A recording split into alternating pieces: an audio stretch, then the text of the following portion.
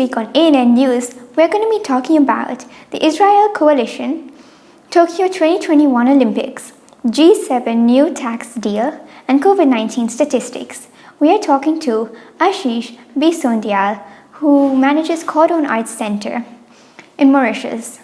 In the extra fun segment, we are talking about bees, and the country of the week is Morocco. Nina Walia was the first to guess it. Congratulations. This week, we'll be doing the game again, and you can write your answer replying to our comment below. We're trying to reach 1,000 subscribers by the end of the year, so it would be wonderful if you could subscribe, share, and like the video, as well as comment below. Thank you.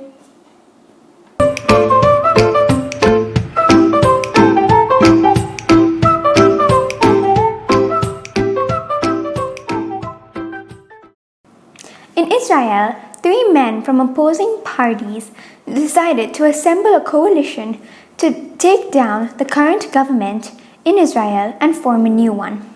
They also want to take down the Prime Minister, Benjamin Netanyahu, who is the longest serving Prime Minister and has served for 12 years.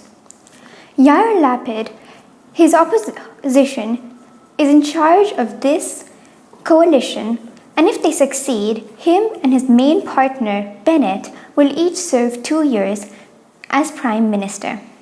For the first time in Israel's history, an Arab party is joining the coalition government. It seems that in 10 days, the new coalition will be sworn in. But many people think that they are fragile and they won't last long. Benjamin Netanyahu has achieved a lot during his term, but recently he has been known for his corruption. He is expected to fight and put pressure on the emerging coalition to protect his power.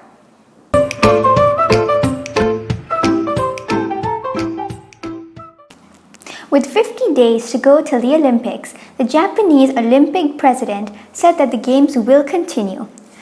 In Japan, there is a state of emergency and many residents are protesting because they think that this decision was bad. It has already been postponed once, and it would be a pity if it was postponed twice. All athletes will be put in a bubble for health and safety reasons, and if the COVID situation gets worse in Japan, then there may not be any spectators. In Japan, vaccination is pretty slow, and not all athletes are even vaccinated, so it will be challenging to carry out the games. 10,000 out of 80,000 volunteers quit in Japan for the Olympic Games due to health reasons as well.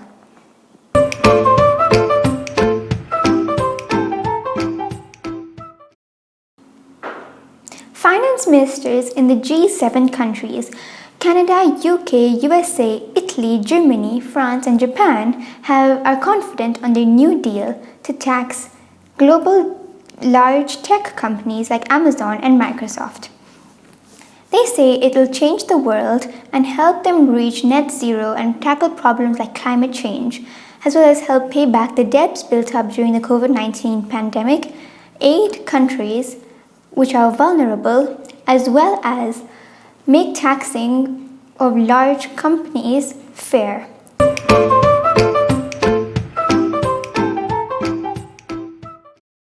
The global coronavirus cases and deaths are still decreasing. India is contributing to most of the world's cases and deaths. And there are currently about 175 million cases around the world, including 157 million recoveries, 3.8 million deaths, and 13.5 million active cases.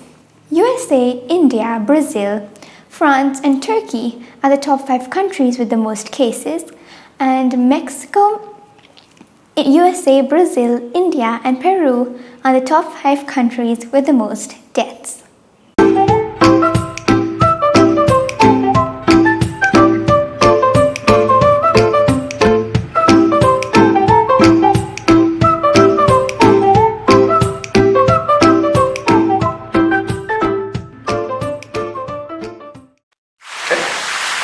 Thank you so much for doing this interview, and we're really honored to be here in such a beautiful space. thank you. It's entirely my pleasure. Thank you. So we'll just begin. Could you start by introducing yourself? Well, I'm Ashish Beesondial. I'm the theatre manager, and I happen to work in this absolutely most wonderful place. And I consider myself to be extremely lucky to be working here at Caudan Arts Centre. Why? Simply because I've always been a big fan of theatre. I've learned and practiced theatre. It's been my passion. And therefore, to be able to be in a job where you can bring your passion and your profession together, I am definitely extremely lucky. Wow, that's wonderful. And could you explain more about what you do as the head of Caudan Arts Centre? Caudan Arts Centre was created and launched in December 2018 with one specific mandate, that is to make a difference on the arts and cultural scene in Mauritius and in the region of the Indian Ocean. Now we worked a lot on this space. There's been massive financial investment to make it a space that is of a very high standard, whether it's technically, whether it's the space, the facilities that we offer. And therefore everything that we do is in relation to the space and to what we can do. We position ourselves as a very important cultural organization, and as I said, part of our mandate is to develop the arts. So our main priority is to give audiences different artistic, meaningful experiences, whether it's now, whether it's future audiences. So by that, I mean we need a diverse programming so that we sustain interest coming from different quarters, from adults, from children, from people who like commercial music, from people who like theatre. So we try and have as diverse as possible an artistic programming that will please everyone, that will excite everyone, that will make everyone curious. And at the same time, we're also aware that the arts and cultural sector needs more encouragement, so we try and have as many workshops as possible in order to sustain interest. Wow, thank you. We've been to quite a few shows and it's amazing. Thank you very much. I'm happy to get this feedback. And how did you get into this profession? Many things happen by luck. And I remember being at university then in Bombay, in India, in St. Xavier's College, and they used to have a theatre festival. Ironically, I never did any theatre in Mauritius during my studies. So while I was there, I just expressed my interest. And that's it. Once it started, and it just went on from there. So it was rehearsals after rehearsals. It was me discovering an entirely new world that actually spoke to me, that I felt extremely at ease with. And in Bombay, I got the chance to act in different theatres, whether it was NCPA or Prithvi Theatre. And once you do that, you just know it can only go way up from there. And I remember coming here to Mauritius, and I went to Shakespeare's Globe. And then when I came back to Mauritius after all that, I decided I need to specialize in theatre. And that's when I went to specialize for a master's degree in theatre studies. And all that just because of passion, just because I wanted to, not knowing at any point in time that a theatre would actually open in Mauritius, and I would be asked by Caudan, by René Lefesio in particular, to head this organization. And so when this happened, it felt like something coming from above. That's really inspiring. Thank you. And how did COVID-19 affect the business? I think COVID-19 has and will change a lot of things. We rely, as a burgeoning institutions, we rely a lot on audiences coming to the space.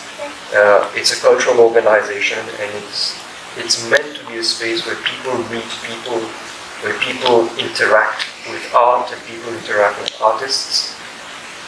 And COVID has just put a stop to that. But look, the situation being what it is, I think the strength of all artists and all art organizations is resilience, because it's happened over ages and ages. The play during Shakespeare's times, art has always survived, art organizations have survived.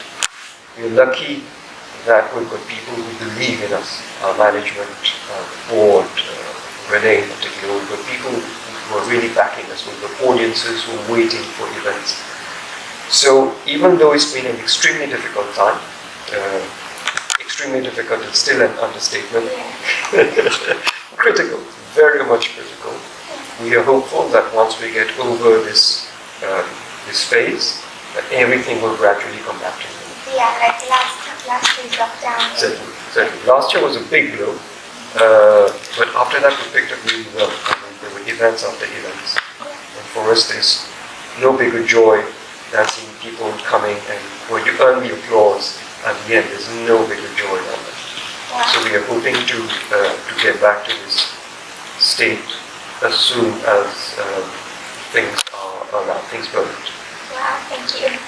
And what do you like the most about your job? I know that you're really passionate, so you love the theatre and arts, but is there something else in particular? Yeah, I think there is one. It's the search for something different. It's the search for creativity, and I think this job allows me to do that. And I feel very happy when I'm surrounded by creative people, because you realize that they think different, they've got a different mindset. It's just a different way of seeing the world. And I think that impacts a lot on you as a person. So it's me as a person, it's me as an artist, and there's always a different interaction, a different level of interaction that comes. And to be able to give that creativity, or to give a creative experience to 431 people who turn up, is perhaps the best thing about this job. So there is a lot of fulfillment about it, but there's also somewhere a sense of responsibility, where we say we've got a duty to give something different. As I said, I've been using the word meaningful experience, and I keep saying it's our responsibility to give different and meaningful experiences to people, so that they not only enjoy, but they leave the theatre having grown a little bit. And that, for me, is the main part of the job. Wow, that's amazing. Thank you so much. And this is the final question. Yeah. What advice do you have to kids? I think I envy that phase, because once you're growing, you just get into some race somewhere, and you forget that you were a kid. But when you were a kid, life is extremely different. There are so many things to look at, there are so many things to learn, there are so many things to enjoy. So my particular advice would just be to grab as many things as possible. I think one of the key things is always to remain curious, and to keep pushing yourself in as many directions as possible. Once this is done, there will always be a phase when you say, right, this is one line I want to get in, and things happen from there. But pushing oneself, giving the best of oneself, always pushing oneself, I think that's extremely important. Wow, that's really inspiring. Thank you. Thank you. And we're really happy that you agreed to do this, and once again, it's such an honor to be here. Thank you. It's entirely my pleasure, as I said, and I think it's a great job that you both are doing.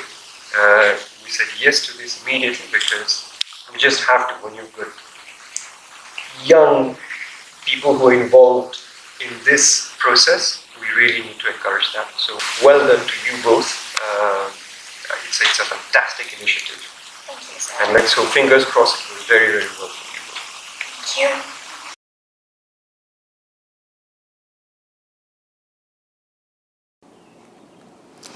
Hi everybody, for the extra fun segment this week, I'm going to be talking about bees. I hope you enjoy.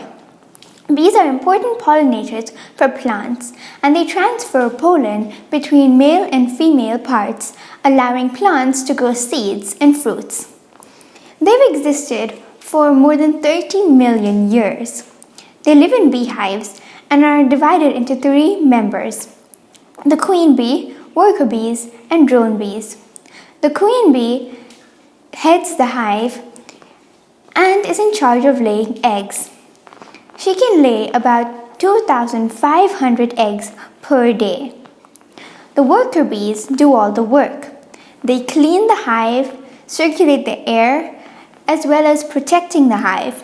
They also do the pollination. All the worker bees are female. The drone bees are all the male bees. Their job is to mate with the queen bee. Once they mate with the queen bee, they die. One bee makes only 1/12 of a teaspoon per lifetime. 1/3 of our food is a result of bee pollination. Bees are the only insects that provide and produce something that humans eat. Their honeycombs are perfect hexagons. King Tutankhamun's tomb was found with a jar of honey, and honey never goes bad. Beeswax are found in everyday objects like cosmetics, medicine, and furniture polish.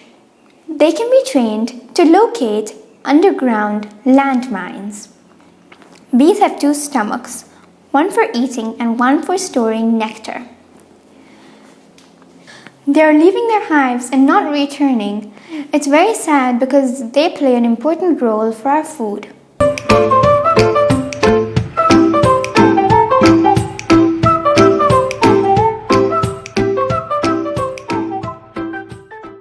Le Maroc, un pays d'Afrique du Nord, a des cultures berbères, arabes et européennes.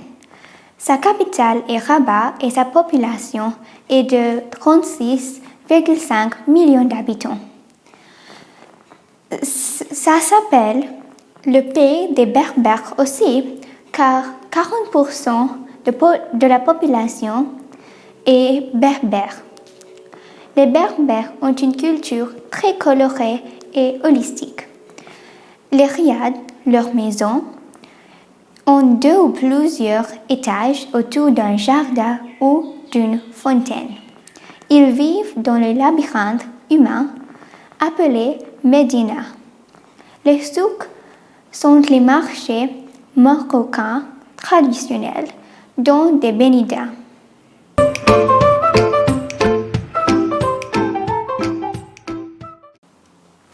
Certains des meilleurs films qui sont filmés au Maroc sont The Mummy, Game of Thrones et Prince of Persia.